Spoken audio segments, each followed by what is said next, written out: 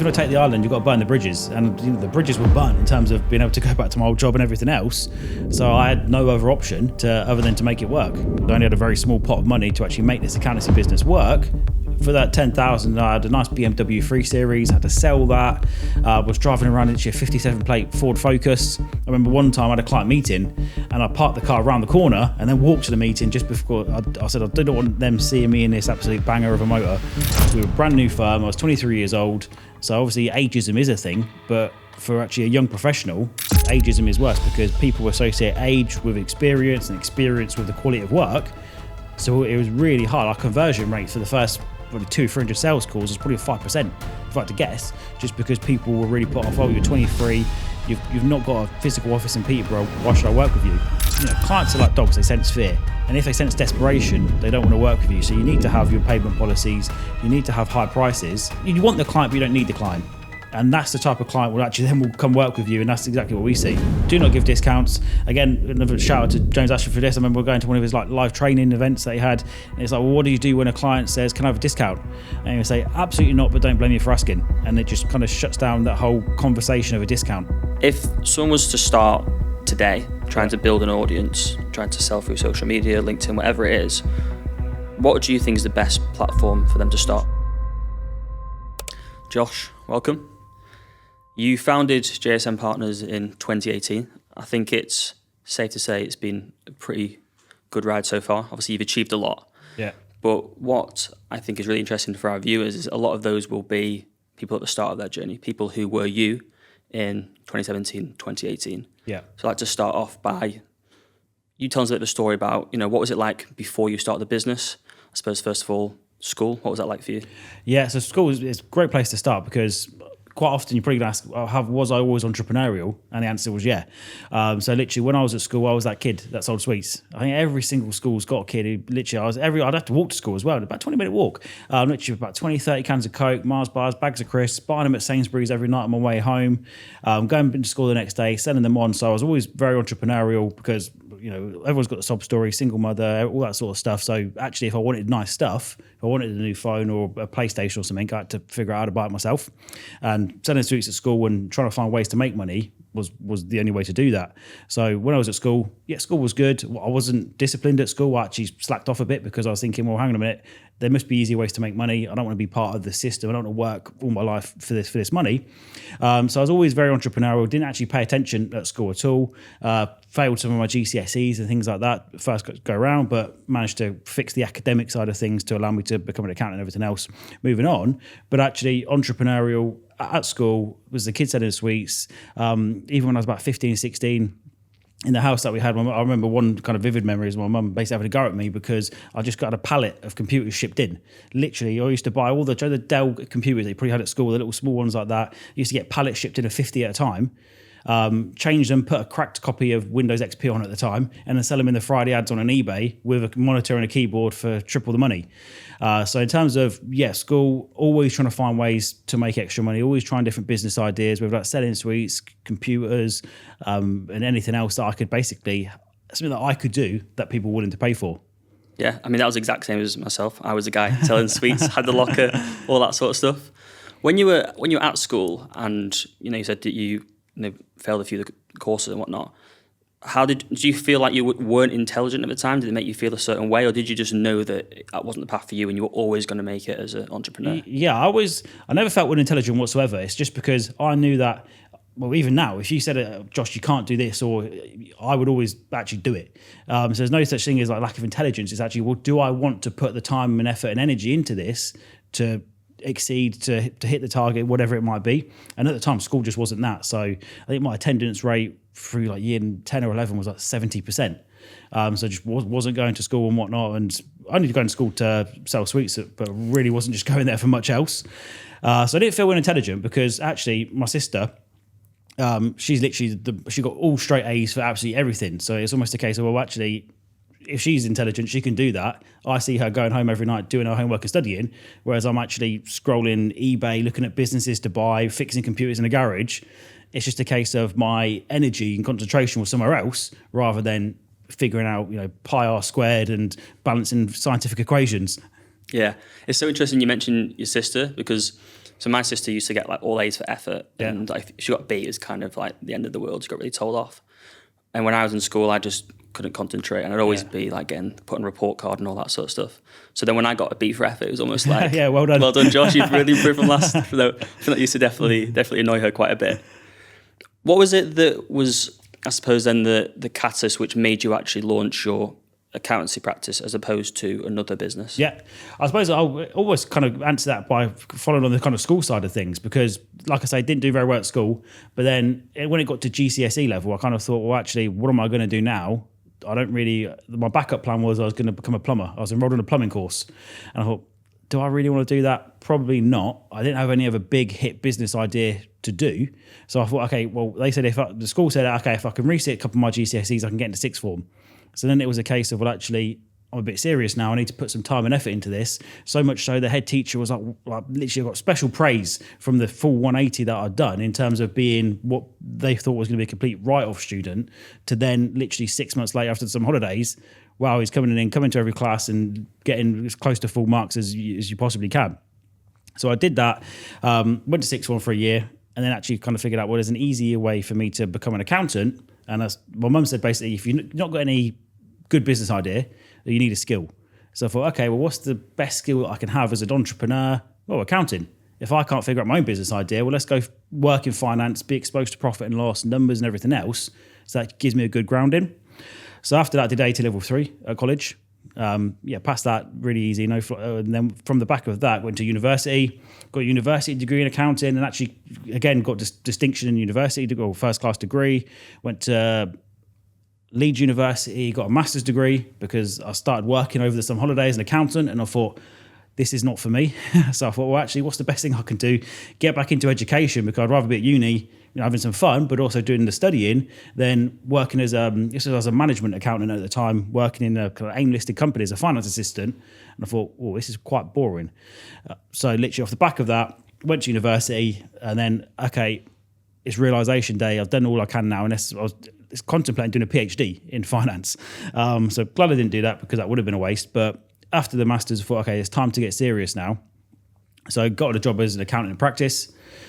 Did that for the shortest possible time. I was literally writing it down every day. I've still got the diaries, because it's quite fun to look back at those sort of things. Like my plan, okay, I'm going to work in this job for the minimum amount of time, just so I can get the practice experience you need to start an accountancy firm, and then leave. And it's funny, because I wrote that down, probably didn't see the diary for like 5-6 years. Then I go back and think, that's actually what happened to the dot. So that's really kind of how we came about starting the business. Was, well, I didn't have any skills, got accountancy as a skill, did what I needed to do, and thought, well, actually, I was always going to start a business, and because I had the accountancy skill, it just made sense to do it in the accountancy space. And what was it that happened in, you said there's that U-turn, those 6 months. Yeah. What was it that happened in those 6 months which made you actually think, I want to do something serious here? Well, it's a case of, I had no other option, is either become a plumber, or actually, I say that because if I'd just done the plumbing, the chances are I'd probably be a successful plumber. I'd have, a regional firm and actually be doing all right in plumbing. But I just thought, well, no, by the time I started doing a bit more studying, I thought, actually, I do quite enjoy this by the time I put the energy into it. So it's just a case of, well, I didn't want to become a plumber. I wanted to either go to university or get a qualification, and I realised I had to fix up if I wanted to do that. It's good that you, I suppose, recognise that, because even then you're probably like 16, 17 years old, which I would say is quite early to really be thinking that far ahead. Yeah. For me, it was always like, I'll just do college and then university and I'll kind of work it out as I go. Yeah. So for you to actually have that realisation quite early on, I think is quite impressive. Well, one other option I had when I was 16, I was going to buy a locksmith franchise. Literally at the age of 16. And I was like, what are you doing today? Because at times I'd literally brought like a fish and chip shop on eBay, where you'd see it listed and I bid like £20 to buy a fish and chip shop. It didn't end up going ahead when I was only like 15 or 16. My mum would be messaging them on my eBay account saying, you've got to avoid this transaction. But I was always just trying to find a kind of a way out and a way to make money in a business. £20 for a fish and chip shop. That'd be interesting to see the franchise. Yeah, well, I didn't know anything about it, so I think all I was really buying was the lease, and I had to pay extra for all the equipment and everything else. So yeah, I'm glad I didn't go ahead and do that. Yeah, I think that'd be an interesting story still. Maybe one day. Yeah. You mentioned like a few times your mum's influence on different things. Yeah. How influential has she been in all of this? Did you ever you said you clashed earlier on about the Dell computers. What's her impact been on you? So overall, she's always been very supportive. Where it's almost a case of, well, do what you want to do whatever makes you happy, as long as it's not completely stupid. So in that respect, she's been supportive throughout the childhood and things like that, and overall kind of quite relaxed. But she's not had like a massive impact kind of now in terms of where we are. It's very much, well, actually, I know what I want to do. I know what I want to get to. Fundamentally the life that I want and things I want to have. But from a young age, she's always a case of, do what makes you happy, do what you want to some extent. Amazing. So then I suppose fast forward to, you have now launched that practice, and obviously I've been in the same position of you, growing my practice myself. I know how hard those first 6 months, 12 months can be, especially when you're clients, you don't know what you're doing. How difficult was that for you, and how quickly were you able to gain traction in that period? Yeah, so for the first 6 months, I think I probably just spent half of every day just tweaking the website, because that's what you do. You've not got any clients. I literally like 22, 23 years old. So I didn't have any clients, didn't really know how to get clients. I was reading books, like Daniel Priestley, Key Pursuit of Influence, things like that. I started reading a lot more. But for the most part, I was like, well, I don't know what to do. So I just thought, if I make a really nice website, people are going to click on that and they're going to come join us. If I do some nice articles, whatever it might be. So for the first couple of months, really not much happened at all. It was literally just a case of, I spent all that time doing extra studying, because as a lot of people, when you leave practice, you do have massive gaps in your knowledge, whether that's kind of tax. Well, a lot of people leave, especially if you worked in audit, things like that, you didn't even know how to do a tax return.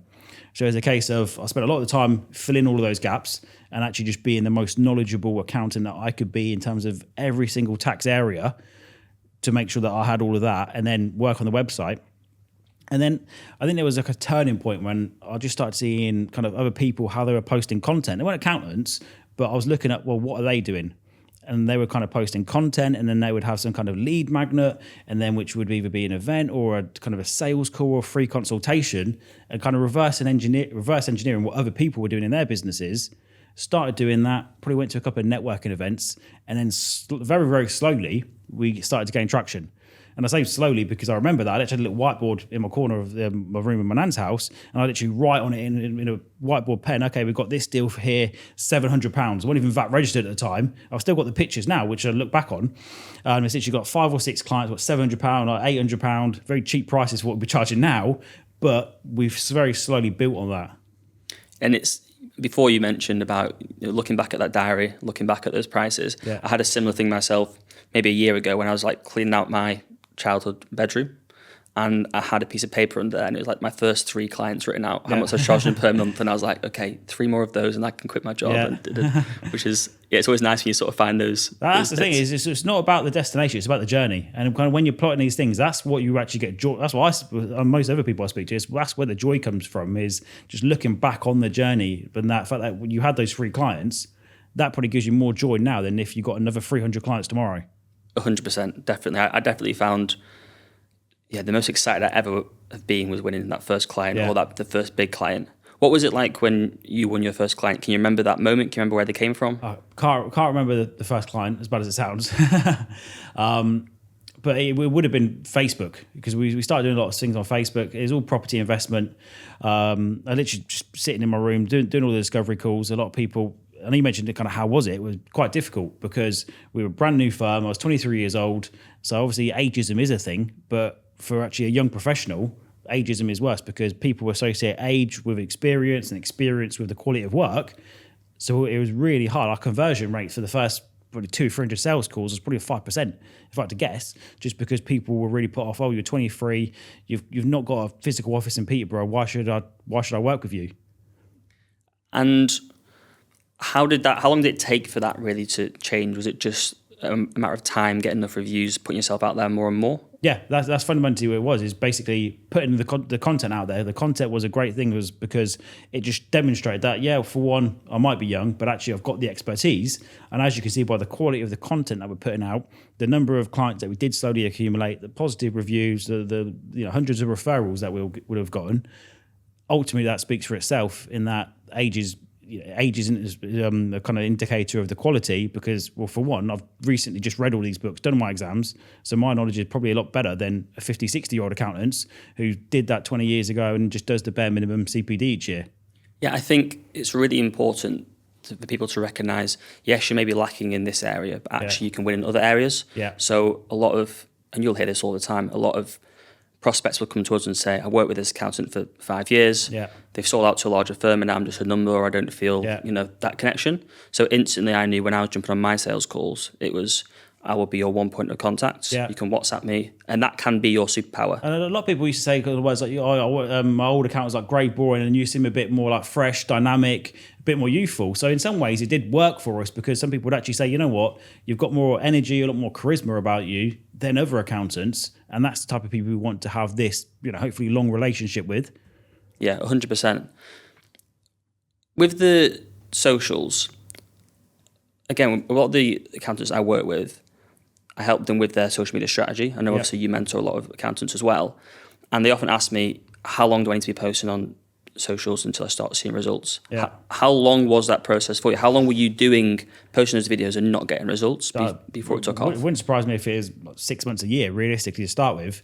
You might have slowly got kind of one or two traction, but one or two clients come through. But actually, to get the scalable traction that we've had in the past, it took years to actually build a good, efficient system, to get followers, to get that reputation of people watching your content.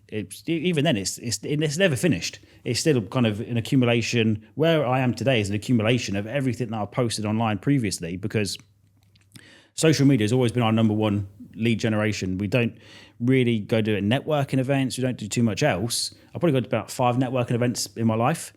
We've written the book, which kind of feeds into it, but pretty much everything of where I am today is a sum of all the social media posting that we've done before. How did you know to keep on posting when you weren't getting results? Because I think a lot of people struggle when they aren't seeing results at the start, even if it's they're giving out flyers or they post on socials. How did you have that belief that you knew just to keep on posting and you weren't wasting your time?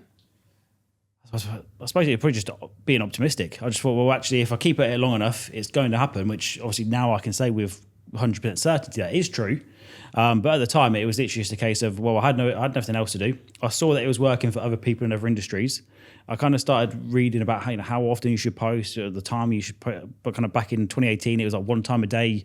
You should once a day you should be posting, and it was just a case of, well, I kept posting long enough and got some traction before I even thought about giving up. Because for me, giving up was, well, actually, I've got to go back to the job, which I didn't like, in a quiet accounts office, working 40 hours a week for, at the time, it was like £30,000 a year. So I had no choice but to make it work, continue posting until I depleted the kind of like £10,000 I had in savings before giving up and going back to that, which I didn't want to happen. So in my case, it wouldn't surprise me if I didn't see traction. I'll probably post twice a day.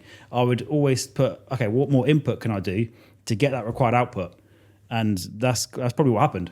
Yeah, it's just that having that belief in yourself, I think, is actually part of the entrepreneurial spirit. It's just knowing that you will work it out, and it's just about doing something for long enough until you get lucky. Yeah. And I'm a big believer in the fact you can make your own luck. We've won a lot of clients from just being in the right place at the right time. Yeah. But I've equally been in the right place at the wrong time 99 times before that. Yeah. And it's just knowing that if you keep on putting that content out there, you keep on shaking the right hands, eventually you're going to get those results. A lot of people get disheartened by, okay, I posted something that's got 10 views, 20 views, 50 views.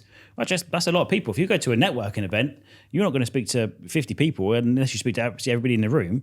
But when you do start posting out and you do get 50, 100, even 500 views, that is a significant amount of people looking at that content. And for most businesses, if you get 500 views, the chances are you can, if 10% of them were to become customers at some point over the next kind of year or two, that's, for most people, a really sustainable business, depending on what their offer is and what they're charging. Yeah, I mean, imagine speaking in front of 500 people. It'd be quite a nerve-wracking experience. Yeah, well, we post videos and it either gets something like 500,000 views, or like on a YouTube video where you get tens of thousands. There's no other way to get that exposure except for video content.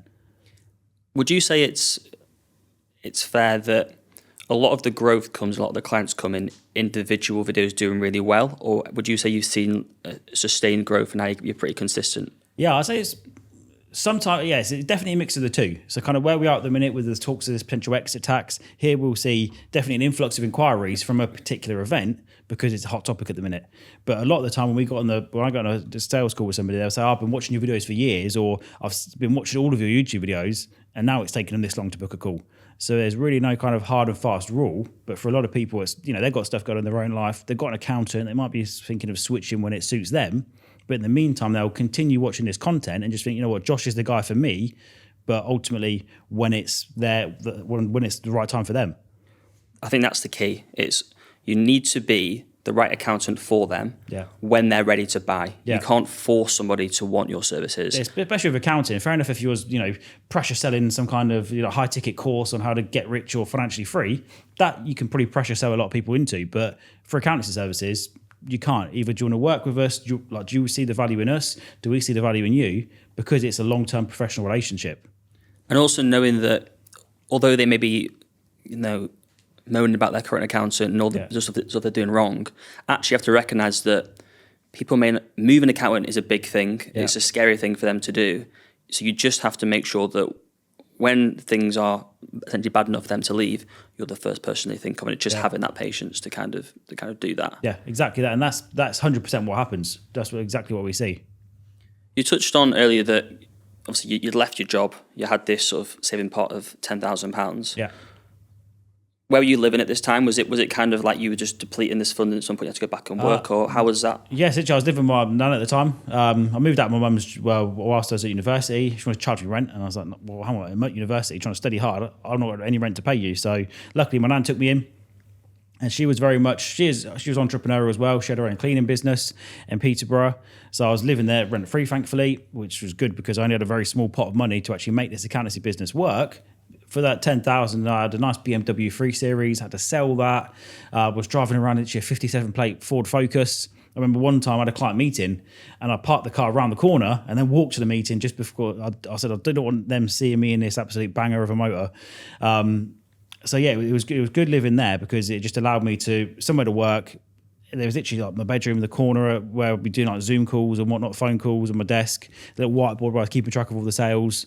So it's like a really good, exciting journey, just having started from there. You talk about that whole experience really positively. And if I look back at a similar period for me, I'd also say really positively because of what's come out of it. Yeah. But I actually found in those early stages when you weren't necessarily getting results, you didn't have the proof to prove to yourself it was going to work. Yeah. That there were definitely, I've had some really like rough weeks or really rough days. Yeah. Would you say you experienced anything similar to that? Yeah, 100%. When you literally just have like, if you finally, you might have a day booked in where you've got 5 sales calls booked in and every single one has gone to shit. And it's like, well, nothing's come out of this. You've not got anything booked in next week. And it's like, well, what on earth do I do now? And okay, you've got to kind of pick yourself up a bit, or you might give yourself a couple of hours to, enjoy the depression or the gloom that you're in. But then ultimately, you got to swing back out of it and think, okay, how am I going to continue pushing on and turn this around? I think that comes back to that entrepreneurial spirit we said before about just believing that it's going to work and you have to make your own luck. That's it. If you want to take the island, you've got to burn the bridges, and the bridges were burnt in terms of being able to go back to my old job and everything else. So I had no other option other than to make it work.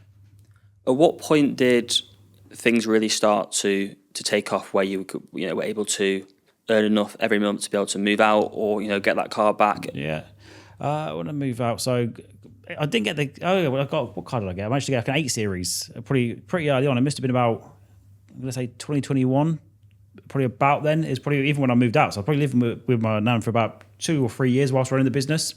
Managed to get offices about probably a year afterwards. I remember kind of really contemplating about the cost. One of those Regis kind of shared offices is about 160 quid a month, and I was thinking, oh, can I afford this? But in the end, managed to go with that expense, get in there. So I actually had somewhere professional to work. But after about 2 or 3 years, okay, we was in a good position. We might be making kind of like £10,000 a month, and it felt like, whoa, I got some money. I've moved out. I've got a BMW 8 Series. Things are looking good. Then of course, £10,000 a month after tax isn't that much. You've only got £5,000 realistically for most people. So it doesn't really stretch that far if you're looking at buying houses, actually having a good lifestyle. It was still kind of trapped in terms of, well, we've got this business. I think I was just running it myself at the time. I didn't have any staff. Might have had one member of staff potentially. So it was quite time intensive in terms of keeping all the plates spinning and then actually growing the business as well. When the business did start to do well, What was your friendship group like at that time? Were you still friends with the same people who you'd always been friends with from school? Yeah. Did that change over time? What's it looking like now? Not at all. So yeah, still friends with all the same people to this day, literally. So even when I started out the business, one of my mates would come from after work. We'd literally just sit in my office with me. We'd probably get Chinese delivered. He'd be doing whatever he needed to be doing. I think he was at university at the time. Just working together on different things, but kind of still there supporting each other. Yeah, so and the reason I asked that is kind of from my own experience, which is I'm still amazing mates with all my friends from school. Yeah. But what I found when I started the business, and a lot of business owners that I speak to, I think have the same experience, is that suddenly the problems which I had, they couldn't necessarily relate to if they didn't have a business. So where we may go for a beer and talk about like annual leave not getting approved, mine was, should I chase this person for the invoice for the fourth time? And I've definitely found that to be, just not necessarily lonely, but difficult time. Did you not? But probably not. No, because I suppose for one, I like to be present. So actually, when I'm with my friends, when I'm with my friends, our main aim is probably having a load of beers and having some fun. So we don't usually kind of even about time leave. Might be like usually we're planning stuff. So okay, where are we going to go next on holiday? What are we going to do tonight? What are we doing here? But then I suppose if I was thinking about something about the business, I'd probably I'd reflect on that myself, and I wouldn't bring that to them or even ask their counsel because they couldn't help. So it's a case of actually having the distinction between the two. These are my friends, not business partner or colleagues. So I won't even bring that to that table because it's not going to be beneficial. Okay, yeah, that makes sense. So you've gone from sort of being at your nan's, you now kind of got this shared office. Yeah. At what point do you then think, I'm going to start building this team out now? I know you now have an office in Peterborough. Yeah. What was that transition like? What was that investment like of putting down money for an office space? Yeah, so luckily in Peterborough, there's loads of service offices. You can do it kind of gradually. So we had the one where it was just me for 160 quid. And then we got our first proper office, which had, I think, 4 or 5 desks. And that was only about £500 or £600 a month kind of step up. So it wasn't too much that wasn't too much that you couldn't justify it. And we thought, okay, we've got to hire this person who's going to be, the practice assistant, help with all the onboarding and things like that, and gradually start mapping it out. But it was a case of, we've got a proven system now where we started to get pretty reliable leads in terms of what we were doing on social media. So I knew that, okay, this is where we are now. Realistically, looking back on the past 12 weeks as an example, we've got this many new clients. This is our average onboarding fee, so our new monthly fee. So actually, if I put this investment in, hire this new member of staff, even if you kind of do worst case scenario, if we get 50% of what we did previously, we can afford to actually hire staff and grow this thing. Recruitment. Yeah. I'm quickly learning it's the hardest thing I've had to do. Yeah, recruitment, managing people. I always say if I could have a business with no clients or customers, I'll be a happy man. Yeah, might be a bit bored, but it does keep it interesting. How was that first period of recruiting? Was it, I'm guessing, obviously harder than you were expecting? Yeah, I didn't have a clue what I was doing. Literally putting job adverts out on Indeed, pretty much hiring the first person I kind of got a gut feel for. And that's not the way to do it. Yeah. So how's that changed over time then now? So now we've basically got proper processes, proper interview systems, sending them kind of questionnaires, mock interviews effectively for our accountants where we actually grill them and run them through a bit of a test series to, for one, check their competence, look at how their attitude is in certain scenarios, and really just make sure that they're the right people for us and they're not lying about their CV and, they've done VAT returns before when, people say that they have and they haven't. What's the key or a few of the key attributes that you're looking for now when you're hiring someone? You get an interview with them and you can tell that they have that thing. What is that thing? Common sense. Yeah. Honestly, it's common sense. Common sense and a good attitude. I think if you've got that, that's all you need. As long as you've got common sense, because with systems, frameworks, everything else, often you do need a little bit of common sense to kind of work about, especially as an accountant, if things aren't exactly kind of mapped out, to figure it out and do what is best for you and the business in terms of a client relationship or a certain task. So common sense is a big one, and actually a can-do attitude, not the attitude of, this is all I'm here to do and I don't do anything else. It's actually, everyone in this team is expected to do whatever it takes for the team to hit their job, hit their target. And how do you work that out when you're in that interview process? Is it something you can tell? Is it in the actual sort of the test that you're doing? Yeah, so in the test that we'll do, there'll be kind of a series of kind of scenario questions, just asking, okay, what they've done in particular times or what they would do in a particular situation, and it's based off of their answer to that. Cool. At what point was it that you decided to specialize and go all in on the property stuff? Day one. Oh, really? Yeah, literally day one. The reason for that was I was always been interested in property. So when I was at Skyvin school, I used to watch Homes into Hammer every day, and I thought, okay, yeah, property investment, they're making so much money. So I was always involved in property. Wanted to invest in property. So I was in all the Facebook groups and everything else, learning about property investment. And actually, a big complaint people was, I can't get a good property accountant. Then I started reading, or it must have been some kind of book about niching. And basically, if you say you're a property specialist accountant, people are more likely to come to you because you're a property specialist accountant. So we pretty much did that from day one. And I think there, it's interesting how that came to you, but that came to you because you were just being active in trying different things. Yeah. I think a lot of people don't necessarily know either what niche to go into or what business to start or anything, but it's because they haven't actually started messing around and seeing what works. But it's because you're actually I call it fucking around and finding out and see what happens, that you were like, okay, they've said there's a problem there, I can actually fix that problem. Yeah, exactly that. So it just came straight to it. Obviously now property investment accountants, 10 a penny. But 2018, I think I probably only had 2 competitors in terms of other accountants that were active on social media that said they're property specialist.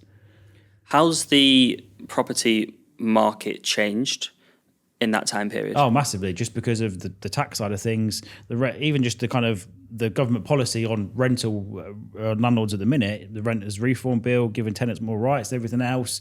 So there's definitely a lot more barriers to investing in property at the minute, with higher interest rates, higher asset prices, and a lot less people thinking, actually, it's not worth it anymore. So many landlords, so many of our clients have said, you know what, we're just going to sell up. It's not worth the effort. But on the flip side of that, there are still a lot of property investors out there, but definitely the optimism around the UK and just being in the UK has changed from 2018 today. And as part of that, the sentiment around property investment in the UK is definitely a lot duller than it was in 2018. What do you think right now is probably the best opportunities within that property space where you're seeing clients having some real success? Because I think I'm definitely seeing with my clients, they want to get further and further away from the buy-to-let stuff. The margins are being completely squeezed. So, if you're going to go and invest now, what sort of areas are you looking into? Yeah, so a lot of people, where they're doing kind of build to rent or some kind of like BR, basically where you can force a good bit of capital depreciation or create some initial equity, because with just normal buy-to-let, basically you buy and you get a couple £100 a month, the net returns aren't that good, your money's tied up and it's basically lost, for want of a better word. But when you're doing either kind of some kind of BRR on a small scale, so you're forcing that appreciation, you're really making your money work hard. So actually the return you do get, because you've refinanced a property, pulled a good chunk out, is a decent 15-20% return, which makes it worth the hassle. Or any sort of development where you're either building, converting pubs and offices into flats, that's really good, and where people are refinancing that to get their money back out or leaving some in as a deposit and then getting good, strong rental yields. Or just standard development. We've got a few clients doing that where they're still getting really good returns on just normal development work. Interesting. So it's very much more on the capital appreciation side as opposed to anything else. Yeah, probably in 2018, a lot of people were just, I've got some money, let's buy a house, and kind of genuinely just do that over the long run and you'll be fine. Whereas a lot of people are just really dabbling in property now or buying one or two because they think it's not really worth getting involved. But for the people that are getting involved on a serious level, making it their full-time job, they're the ones making money now. I know you mentioned there, obviously, the landscape has changed from 2018 to now in property, and that a lot of your clients are sort of more negative about that. Yeah. And now I suppose a lot of them are exiting the UK. Yeah, absolutely. So yeah, a lot of them exiting property, staying in the UK if they need to, but a lot of them are clients that we've had for 10 years, and up until probably 2 or 3 years ago, they had no complaints. But now it's a case of, well, Josh, I'm getting squeezed left, right and centre. I don't agree with my money's being spent. Turn on the news today and it's ridiculous what's going on in the UK. Okay, I'm going to come join you in Dubai. And I probably had that conversation 2 or 3 times last week, and for the weeks before that as well. Do all these changes make your life as an accountant better because there's more opportunities because people need more advice from you? Or is it making it harder because actually there's less incentive to actually get into the market in the first place? Yeah, I'd say probably a mix of both, especially with kind of what we're doing in terms of our UK clients, and then actually the other side of it where we're helping people come to Dubai and helping sort the UK tax out on an exit. But for people in the UK, it probably makes it, I'd say, almost easier in terms of strictly speaking, because the tax rates haven't changed for so long. They're probably being frozen again. So it's a case of, well, actually, sometimes I have a call and I say, sorry, we've done everything we can to save you tax. Literally, you're on everything, the most tax efficient amount. You've done this, you've done that. It's no longer worth getting a company car. This is the best we can do. Because of the state of the UK, there's no longer any kind of nice dividend allowances. You've got a paltry £3,000 CGT annual allowance when it used to be 12,300. So you had all these reliefs and allowances that were kind of big enough for you to actually do some meaningful planning with clients, but now they're gone. I will come on to sort of UAE and sort of overseas later on. But before we kind of go too far away from the journey itself. Yeah. So obviously you won a lot of your clients through Facebook at the start. Yeah. Obviously now you're on Instagram, you're on YouTube. If someone was to start today trying to build an audience, trying to sell through social media, LinkedIn, whatever it is, what do you think is the best platform for them to start? YouTube, hands down. Even for us now, is Facebook still is okay. Facebook groups, we had one of them on basically null and void now. Instagram is crowded. YouTube is the best place. And we get, even for now, for our content, especially when I mentioned the Dubai stuff, we have people that are worth like 100 million watching our YouTube videos and coming to work with us. Even out in Dubai now, we had the ruler of Dubai, his private wealth firm, they were watching my YouTube videos and actually thought, okay, he's bringing businesses to Dubai. Can we invest in those businesses? So just off the back of the YouTube videos, end up having a meeting with like a billion dollar hedge fund manager who works for the Prince of Dubai. So YouTube is 100% where it's at. And I'm now seeing that myself, because I've recently started posting on YouTube, longer form, for the mentoring side of stuff. And whereas it might have taken me 50 Instagram videos, TikTok videos at the start to start getting inquiries, I'm already getting people who are seeing those videos. They feel like they know you more. Yeah. So for anyone now to start, you just think, get on YouTube, and then I suppose start posting what sort of content. Is it just value content, education content? Just whatever you feel comfortable to some extent, but pretty much anything that you post online is valuable in any way, shape or form, whether it's pure entertainment, you're posting like, stuff like Bevo or the day in the life, whatever it might be. Well, actually, people will work with you in any shape or form, as long as you post something that isn't showing you in a negative light. But you could post absolutely anything. It's not got to be professionally edited, professionally recorded. It should be ideally, but just anything that you feel comfortable and in a good position to post. For accounting, for that sort of stuff, people do value knowledge. But then equally, if you're showing Dubai, okay, well, what's life actually like in Dubai? Can you do like a day behind the scenes, day in the life of? All of these sort of bits would be massively valuable. Interesting. Okay. What I'm gathering from, I think, you vis-a-vis me, which is different, and maybe I'm wrong here, is I think I'm much more emotionally reactive to the highs and the lows of business. Yeah. And I'm gathering that you're much sort of calmer and steadier in that. Would you say that's fair or not? The only highs and lows I care about are the profit and loss in the bank account. Fair enough. As long as we've got money coming in, even now, like today, okay, if a client's left, okay, well, did we do something wrong fundamentally? But okay, can we learn from this? Can we fix it? If they left for no reason, which sometimes does happen, okay, I don't care. We've still got plenty of other clients. It happens. If a client sent a shit email to us when it's been rude, okay, we'll tell them to go somewhere else. Because as long as we've got, the main aim of a business is to earn me money. So as long as it's doing that, I can kind of switch off and say, I don't care about the rest. Can you remember any moment earlier on, maybe when you had less experience? Because now you're in like a privileged position where you're very confident in what you do because you've done it for so long. Yeah. You've got that really healthy profit and loss and balance sheet and so on and so forth. Can you remember any moments earlier on where it just kind of knocked you for six and knocked your confidence a little bit, or was there never really anything like that for you?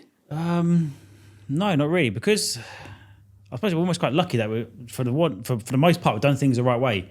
So we always, ever since I first read James Ashford, Go Proposal, luckily I came across him quite early on, because when people were joining us, we weren't charging like alignment fees. So we were basically massively underselling ourselves, giving people crazy amounts of work done for free. But that was only for a very short period. And then I learned about alignment fees, monthly pricing. So we never had any bad debts at all. It was literally just a case of, if you want to work with us, you've got to pay monthly. It's basically all in advance. So the cash flow was always positive. And that is what is really good about an accountancy firm, is that the costs are very minimal when it's just you. The cash flow is positive. So financially speaking, unless you do something stupid, it's quite hard to really lose money or be in a position where you're going to lose a decent amount. So I can't really think of a time where it was kind of a bit of a no shit moment or there's something really bad, because we were always very careful as to what we were doing. If I was thinking about hiring somebody for $3 or $4 grand a month, I want to know that we've got at least kind of 5 to 10x that, net profit per month that's going to cover that, so that we're in a good position to really carefully scale with it.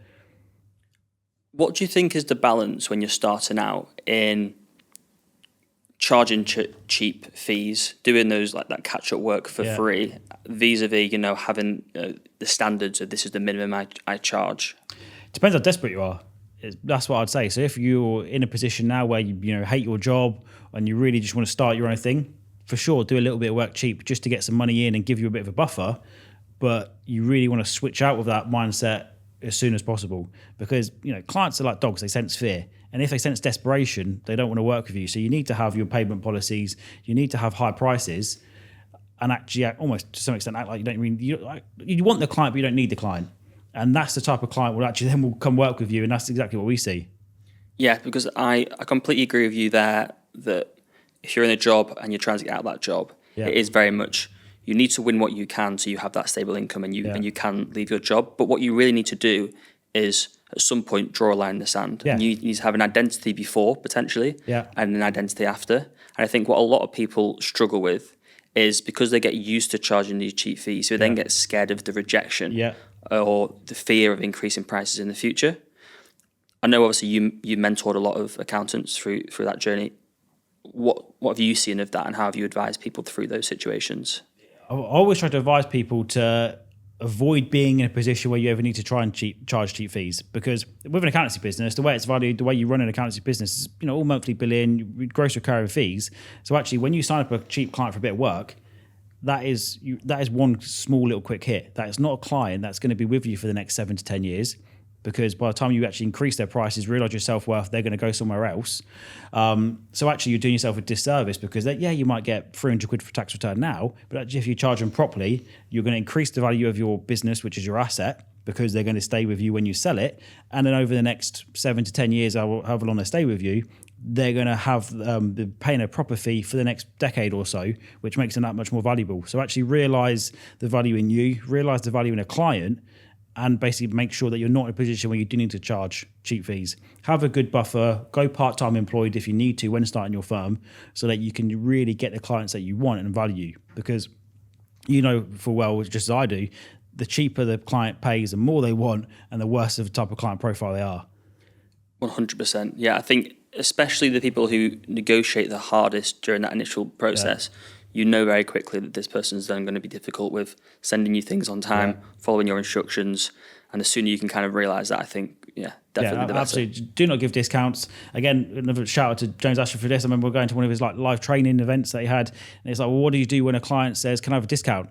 And he would say, absolutely not, but don't blame me for asking. And even to this day, still sticks with me. If a client, we very rarely get it now, but over the years, it's happened many a times, say, absolutely not, but don't blame me for asking. And it just kind of shuts down that whole conversation of a discount. I think that's a great line. I've not heard that before, but don't blame me for asking. It's like a friendly way of doing it. Absolutely not. So you've set that crystal clear, but don't blame me for asking. So as well as having the practice, and we've touched on the fact you have the mentorship, can you sort of talk us through that? I suppose, why did you start that? Yeah. How's it going, and so on? Yeah, so with a mentorship, it's almost a case of, over the past, since 2018, I've learned a lot about social media systems, marketing, sales, and basically all the things that I still see so many accountants struggling with, in that they might really struggle to attract businesses, attract new business. They've not got a social media presence. There's no personal brand, but they actually want that because they want to scale their business to the next level. So with the whole mentoring side of things, it's literally just helping people work through everything that I've learned along the way. Because if they try and figure it out themselves, they try and take the shortcuts, you're not going to. You might never get there, or it's going to take you a lot longer. Whereas if I actually say, you know what, even from someone who's watching this, okay, post on YouTube. This is how you should do it. This is what should be optimized. That's really what it's about: is helping people get that success a lot sooner. And what's, I'd say, the most common things that you find your mentees are struggling with and that you can help them with? Yeah, so ones that come to us is basically, well, they're either just starting a business and they lack the confidence, they don't have any clients, or they're slightly established, or we've got a couple that are kind of relatively established, but they just want to basically get a lot more clients and they want to be charging higher fees.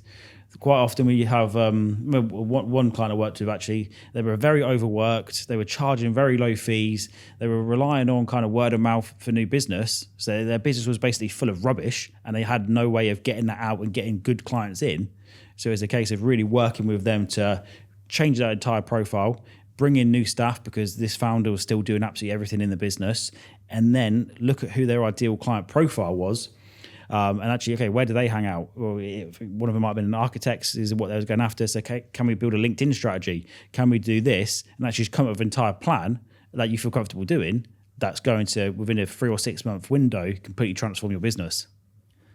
And one of the things that we were talking about before we sort of sat down today is the fact that because we both have this mentorship business, one of the things that we do struggle with is that, and I definitely recognise this, there are some people in my community who will go at it 100%, and other people who maybe join and don't understand the amount of work that goes into building a successful business in whatever realm it is.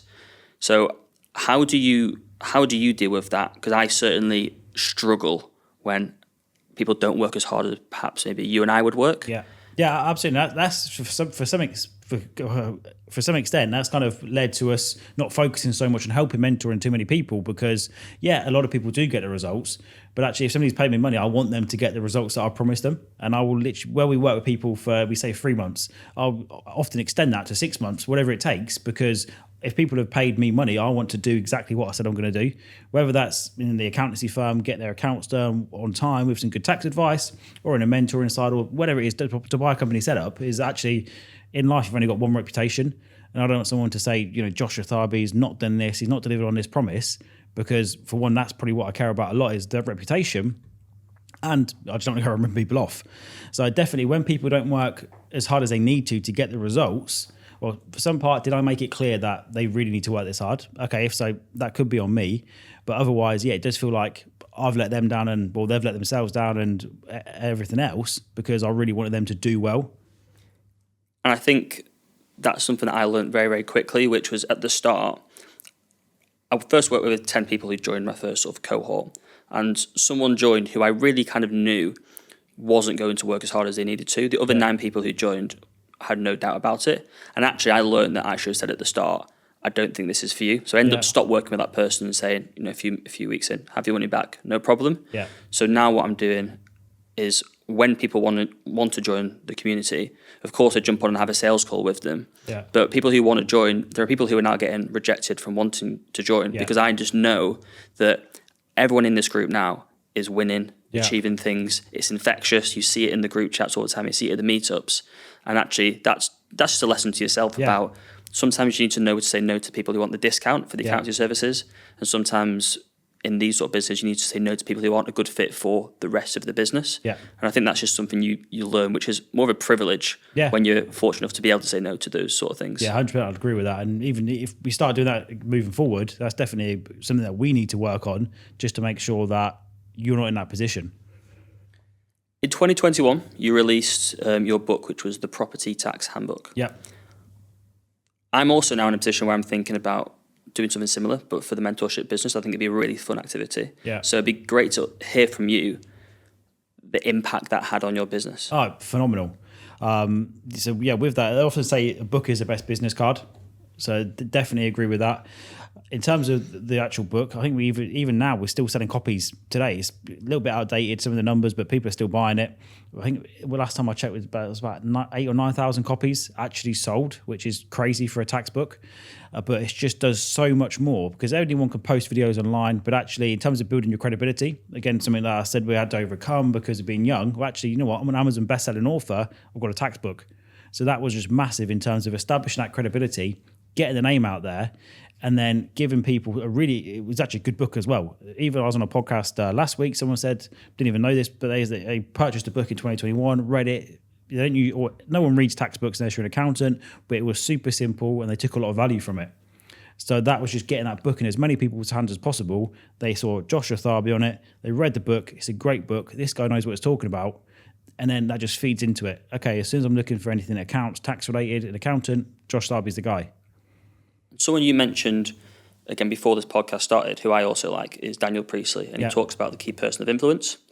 And it's about you want to become the number one person in your space by appearing in as many places as possible. It's the reason I've started this podcast, probably the reason you're on here yourself, the reason you have that book, you post on all these social media platforms. Would you, is that something that's really important to you and you're actively trying to pursue? Yeah, I've read, I think, he's got a new book coming out, but I've read all of Daniel Priestley's book. I did so early on. So in terms of like the entrepreneur revolution, the KPI, everything else. So yeah, for sure. I can't remember exactly, but if I had to put money on, I'd probably attribute the publishing of that book because I read it in Daniel Priestley's book. Are you much of a reader of books in business or I not? used to be. Early days when actually when I really wanted to start, I didn't really know what I was doing. I used to spend a lot of time reading. Nowadays, probably like a book a month. But when I first started out, I'd literally wake up every day at 6 o'clock, read for like 2 hours because I just wanted to get through as much information as I could to figure out what I needed to do. But now I've learned that actually, because I kind of know what to do, now is the time to do the action. But at the time, because I had no action, it'd just be crazy. Should I go this way? Should I go left? Should I go right? I don't know. So actually I need to come up with a good strategy, learn from others that have been there and done that, get that in place and then act on that. But at the minute, we know everything that works. And it's just a case of we can turn on these dials, do a little bit more effort and input into that to hit the financial goals and growth goals that we need. It surprised me how much you invest in that education and reading and kind of getting into the detail of that. Yeah. I'm very much more the case of I'll never jump in too deep where I know I won't be able to work it out, but I'm very much I start and I work out as I go along. Yeah. Now, thankfully, I've got a business partner who's like yourself and does a lot of the research, so he handles all the more complex stuff where I'm more on the marketing side of stuff. Yeah. Is that kind of your advice to people to really do the research first before you go? Or do you... Not research. So if you said, okay, I've got this new idea or, let's try this, like TikTok ads, let's do this or this new funnel, I'd say, yeah, for sure, let's just do it. I wouldn't really do any research other than like a quick 2-minute analysis. But early days, I had no idea what to do necessarily. It's a case of I was just probably doing a little bit of posting. I might have seen somebody else do like a book or I was reading the book just because I needed to learn what to do. But then as soon as I read the book, I'd just go ahead and do it. So there's not much research in terms of a specific thing that if I was to just figure, it came across me, but it was at the time where I had really no idea what to do. So I was actively trying to figure out, okay, what do I need to do in terms of just, do I need to start doing a podcast, which I did before? Do I need to start doing email newsletters? Do I need to write a book? How can I get more clients? What impact has the email newsletters or email marketing had on your business? Not much because we've never done it consistently enough. Okay. Yeah, fundamentally, we've got a couple of thousand people on a list that's probably slowly been growing every time we do like a free webinar and things like that. But we've never pushed it hard enough and consistently enough to it's probably give us some people, like if I sent an email out now saying we've got some call slots, you could probably get 10 or 20 calls in, but we've never milked it enough for actually the value that can be brought through an email marketing list. And the reason I asked that is because I've never really liked the idea of one. Yeah. I invested in a mentor myself back in March, and he was all about market list and et cetera, et cetera. So we really started to try and build ours up more recently. Yeah. And I've recently started being consistent with the marketing. Yeah. And I can't believe how many people actually read the emails and click on the links, but it's a really, really powerful tool that I never click on a link in an email. Yeah, if I could go back and do it again, I'd literally probably focus on I'd do a few different things. Email marketing would probably be at the forefront, and I'd do it consistently. Because if you've got a good email marketing list, that's worth more than probably 100,000 Instagram followers of people that are readily consuming your content. You continuously nurture them through the content. You might give them some freebies now and again when you produce it, but that's really, really valuable because with Instagram, you post something, you might have 100,000 followers, but sometimes the algorithm smashes you and you get 500 or 1,000 views. Whereas you know that actually when you've got 100,000 on your email marketing list, that is going into 100,000 people's inboxes, assuming it doesn't get caught by spam. But realistically, half of it's going through for most people that are regular readers, and they're seeing that. So you can really be a lot more in control of the content that you're pushing out. And you mentioned there about, sometimes Instagram might hammer a certain post. Yeah. Have you noticed a shift in Instagram views or anything in the last few months? It's ridiculous because I'm traveling as well. I think that's what it might be. Even when I kind of look at some of the kind of big like HS TikTok is a wider example. They have the same problem. It's literally when you're in Spain, it starts to kind of like regionalize it there. And now I'm back in Dubai. It almost got to the stage where I thought, shall I give up on Instagram? Because I'm posting, but we're really not getting anywhere. Yeah. And I'm still having that thought process in my head now is actually, do I need to get these reels done? I do quite like producing content, but should I just focus on YouTube, which works when you post it no matter where you are in the world, build up the email list, because Instagram, when you're traveling a lot, doesn't work very well. Same with TikTok. When I was in the UK, posted a little bit consistently there over the summer, and eventually, started to get videos with like 10, 20, 30,000 views. As soon as I'm back here, goes to like 300. I remember a very, very stressful time when I first started traveling, so when I kind of was able to quit the job. And at one point, our videos were consistent on TikTok, getting 50,000, 100,000 views. And it was just like, wow, dream come true. Yeah. And when I came over to Dubai and I went over to Bali, and the views would literally drop to like 100. Yeah. So the way we got around that was my business partner, Patrick, is based in the UK. So I was he's essentially... got to post them. He's got to post them. I've not noticed it be an issue for Instagram. But what I have noticed on Instagram is over the last 3 or 4 months, just a real decline in views. And I think that's just a way that the algorithm is now showing you random posts from other people as opposed to people you currently follow. So that's something which I'm currently trying to navigate, and also why I'm, going more on the YouTube side of stuff, because it's just evergreen. Uber reliable. It's just so much better because we've got videos that we literally go, okay, what's our best performing video last week? And it was a video that I did 3 years ago. Whereas that's never, ever going to happen for an Instagram reel or something you posted. So I think going it all in on YouTube is the way to go. You mentioned there, obviously, about the travel, and that's something that you and me do have quite a lot in common with. So obviously both from the UK, both spend a lot of time in Dubai. You were in Marbella a few months ago. I was there at the start of the year. How have you found moving around, keeping in a routine? I suppose all being exposed to all these different environments. How's that just affected you across the businesses? Yeah, I find it hard, to be honest. Everyone's got ADHD and whatnot these days, but there's no point getting a test. I just know that, okay, I've got some sort of attention weakness. Don't want to get a formal diagnosis or drugged up or whatever the doctors do, but I know that me, fundamentally, I've got some sort of limitation when it comes to concentration, and that to be productive, I really do need a routine. That's what I do like about being in the UK. I literally get up, go to our office. I've got my own completely closed off, glassed office, away from everybody else, with my monitor and my keyboard. So actually, I know just go there and do what needs to get done all day. Whereas when I'm traveling around, I've not got that, so I find it very difficult. When I was in Marbella for 2 months, I did pretty much no work. I didn't really grow the business at all. Didn't post. Kind of lost motivation because I was out of the routine as well, and just did like the bare basics to keep the ship sailing fundamentally. In Dubai, because I spend so much time here, it's a bit easier for me to get a routine because I know, okay, there's this hotel that I like to work at, or I can get this serviced office and actually just go there and build that routine.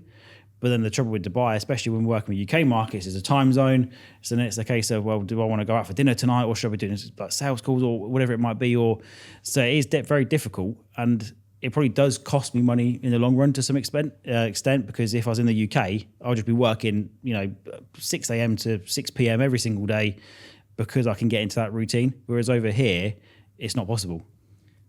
And that hit me like a train at the start, because I started the business because I was told by my boss at work at PwC that I couldn't take some time off leave like 3 months in advance, and I was like, sod this, I can't have someone tell me I can't go on holiday. I'm starting a business because I want to travel.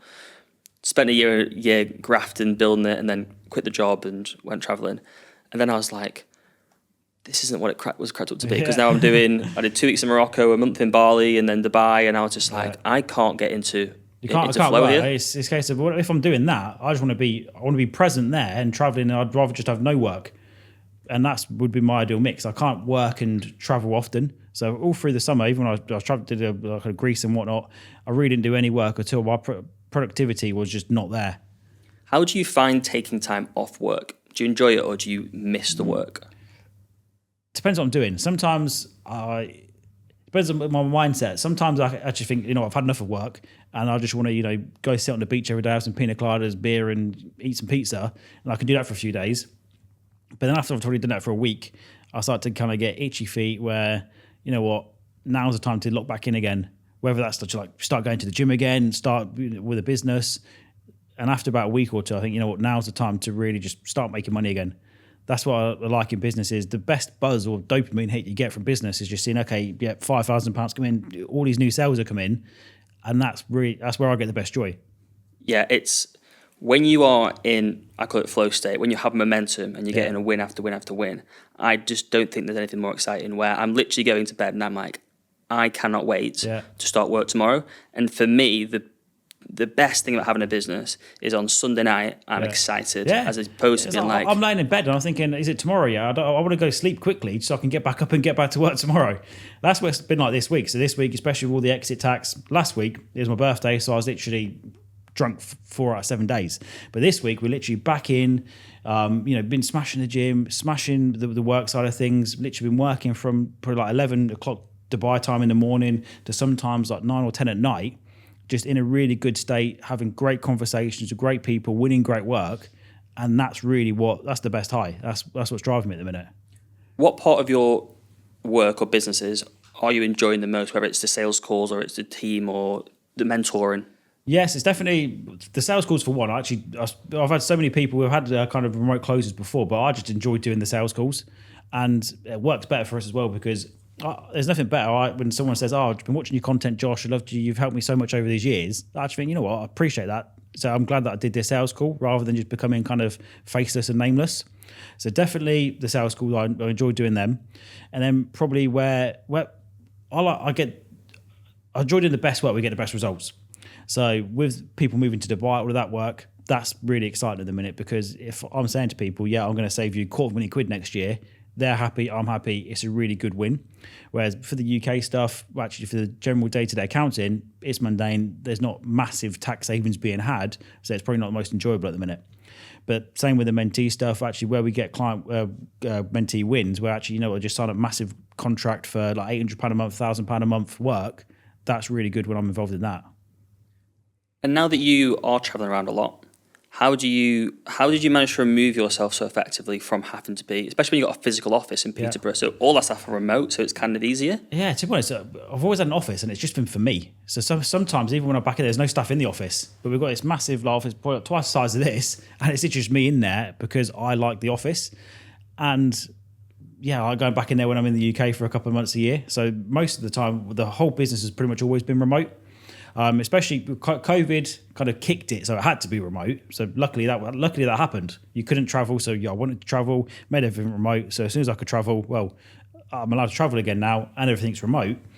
And then with our client base as well, because we did everything on social media, most of I think we've got about 5 clients in Peterborough out of a couple of hundred. So there was no real need for the office and for people to be there. So it's a case of, well, sooner I might even close down the office in Peterborough, save a couple of grand a month. But at the minute, it's just sitting there empty. Yeah, so interesting because I just assumed that it was like as always full. I always see on your Instagram and stuff. Okay, I suppose one of the things which we do have quite different is how you manage. You have a relationship. Yeah. I've not had a relationship in the last 3 years. The reason being for me is because I don't know where I could possibly find the time, and I don't want to I'm so busy with work and everything else that's going on. It's that I can't commit. I feel like I can't commit enough time to that part of my business. How has being in a relationship, I suppose, impacted on your business life? How do you manage all of that in all the chaos? Yeah, so I've always been not saying girlfriend, but I've always been in a relationship throughout the whole entire business process. So I suppose almost I don't know different, potentially. Yeah, if I'm single, I'd probably be able to put more time and effort into the business. But equally, I suppose it just makes you become a bit more disciplined with the time that you do have. And I suppose for your spouse, just being realistic and saying, you know what, today I'm doing 12 hours. I'm going to go home and go sleep, go gym. Like we're not having like a date night tonight, whatever it is, and just managing everyone's expectations and then the time. But even if I didn't have a girlfriend, unless I'm really kind of hungry, I could quite easily take like a week off or just actually do like a 8-hour day and then go out for drinks or dinner in the evening. So it's a case of I manage my expectations to know that when enough is enough, and then actually managing the workflow and what everyone else expects from you as well. I think that's probably just the fact that you are obviously further along in your business journey than me, so you probably have more of those parameters in your. You can sort of say, no, I need to finish at a certain time, and you've done it for long enough. A big part of it is almost just kind of. I know I mentioned now, which it's been a really good week. We're getting all this new money in, but at some point, knowing when enough is enough. And it's the case of when we started making, basically, when the business got good and we was consistently netting probably about 25k a month, I thought, well, actually, like, whether we do 25 or whether we do 50 doesn't make a massive difference to my lifestyle. Still got a nice house, still got this, still got that. And that allowed me to switch off, is that know when enough is enough. But now we're kind of, I say we know when is enough, but now we want to grow and exit and whatnot. So we're pushing harder on that. But at the time, we really kind of optimized the business for clients, for profitability. And for a good year or two, was just very comfortable doing what needs to be done to keep the clients happy, not really taking on too many new clients, and just having that really kind of living in a fulfilled state of we're completely financially free. We've got more money than we need, completely tax-free in Dubai. And it's just a good position. So we could literally switch off at 3:00 and do what we wanted to do, go for a walk along the beach. You mentioned there about, now you're currently working towards this new goal of exiting potentially. What do you think you'll do beyond that? Is it, I'm guessing you'll be straight back into some other sort of business? That's what everybody keeps asking me. It's like, well, I don't know. I'll figure it out when I'm there. Let me get there first. But yeah, it probably will be just for get the exit lined up, and it will just be something probably part-time. For this new one, I don't really want to have staff. I want kind of something where it is this kind of high-value consultancy model that we've got and it's in place. But you could definitely scale that and make it a lot more bigger, a lot more impactful. But it'd be a case of probably working on that, just seeing what work I'm enjoying. I'm really focusing on if I do want to do this work and I enjoy it, I'll do it. If not, I won't. Whereas even now in the accountancy and tax stuff, you still have to do some crap that you don't want to do. And I want to be completely away from that. So you live in that state. You're doing 20 to 30 hours a week of good quality work that you enjoy, and then do it for the rest of my life with a couple of million quid in the bank. Yeah, that'd be all right. So for anyone, and this would be my closing question really, for anyone who's starting that journey now, who wants to kind of be in a position that you're in, what would be the one thing or the couple of things that you would say to them, this is the important thing for you to do right now in order to start the business? What would be your advice? So one, just do it now. Well, as close to now as you can get. Unless you've got a realistic excuse, don't push it down. Don't kick the can down the road saying, I'm going to do it when the time's right. The time is never right for anything. So for one, make that commitment to yourself that you're going to do it now. Whether that's literally giving your notice in, if you've got a decent amount of savings behind you and you want to start a business or whatever it is, definitely do it now. And then secondly, don't be a little bitch. Actually, building a business is going to be hard. You're going to have difficult moments. You're going to have to do stuff you don't want to do. You're going to have to become uncomfortable.